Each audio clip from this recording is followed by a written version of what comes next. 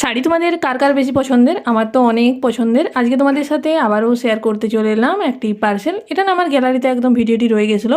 এটা আমি অনেক দিন আগে পারচেস করেছিলাম। তোমরা যদি আমার সরস্বতী পুজোর ব্লগ দেখে থাকো তাহলে অবশ্যই দেখবে যে এই শাড়িটি আমি সেখানে পরেছিলাম। আর অনেক দিন ধরেই দেখছি গ্যালারির মধ্যে ছিল, তাই ভাবলাম তোমাদের সাথে একদমই শেয়ার করে দিই। এটার মধ্যে কী শাড়ি রয়েছে বলো তো? একদম ব্ল্যাক কালারের একটা শাড়ি। একদম শাড়িতেই তো নারী কোথাতেই আছে, আর এই ব্ল্যাক কালার তার উপর একদম এটা এতটা সফট ছিল না, আর কালার কম্বিনেশনটা দেখো একদম দারুণ সুন্দর লাগছে।